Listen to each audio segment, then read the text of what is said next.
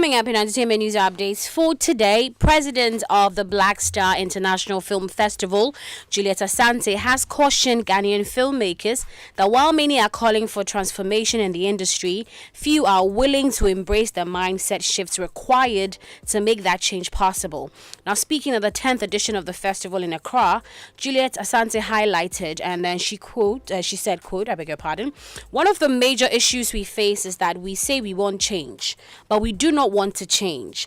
We want things to be different, but when it comes to actually shifting our mindset, our structures, or our approach, there is resistance, and that makes it very difficult to move forward as an industry. Now, that has to do with conversations that people have been having concerning the film industry and the fact that people believe that it's been on it's been at a standstill for a while, and so at the end of the day, the dialogue will happen, but then the people who are in the space, the stakeholders, are they willing to change to ensure that things are different, so that moving forward we'll get to the place where we all want to be at the end of it all.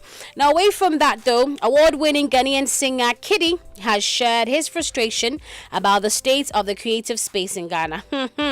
Now, he is stating that the country does not have a functional music industry. Now, the Lynx Entertainment artist, in an interview with Hits FM, argued that despite the global recognition of Ghanaian music, what exists is merely a label without the necessary structures to support it. From where I sit, we do not have an industry. No, it's there, like Ghana music industry, but we don't have the structures that make us an industry. At all? We don't have at all? Everybody's just floating, doing their best with what they have, with the resources available to them, finding ways and places to put themselves and graduate themselves and grow. But the structures that form, and that's what you said, we get to a place and then it's like a house, a family. The parents have kids, the kids graduate from uni. The whole concept is, but we uni, I think I'll be rap, and that's when he even needs support. But it's set up in a way that one man for himself. You have to do what you can with what you have. After 10 years of all the hits Kiddy has, if we have structures, I should be a mega superstar. But we're still growing day by day because it's one man for himself. You have to fend for yourself. You and your team have to find ways and means to get funding, to get videos, to do this, to do that, because the point blank fact is there. We do not have structures that make us an industry. What? Mega superstar. So already he's what? He's superstar. He's left. I can't mega. I don't know. Because what he says, I believe that other artists have actually also agreed to that, because they believe that we have a space. We don't really necessarily have an industry because some structures are not in place and everything. But I feel like Kiddy is like a superstar. Maybe I can't mega just to add. Yeah, well, to be honest, Kiddy should be on the level of Rema, on the level of absolutely.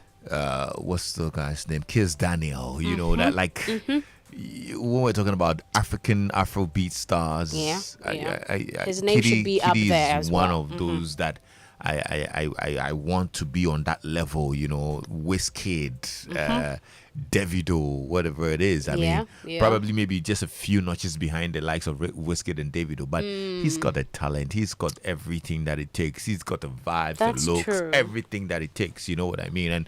And he's right. If we had very great structures that would help these artists and all of that, they probably will be doing stadium shows all over the world, and we have to support them whichever way that we can, because these are our stars.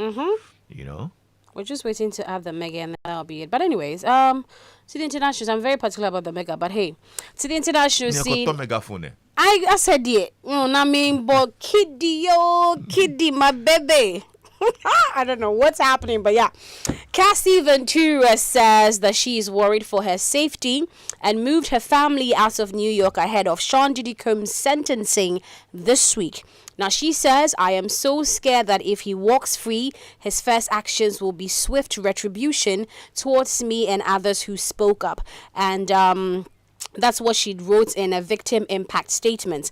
Now, her letter was submitted as part of the government's sentencing recommendation for Combs, who was convicted in July on 2 counts of transporting for prostitution. Now, prosecutors have recommended an 11-year sentence for the disgraced hip-hop mogul, while the defense seeks 14 months, which, including time served, would mean an almost immediate release. And so people are responding, to these reactions ahead of his sentencing. And so we'll be checking out for more updates as and when they come in, and then we'll be sharing them with you along the way as well. That's it for entertainment news updates. AK, thank you so much. You're welcome. So, look, home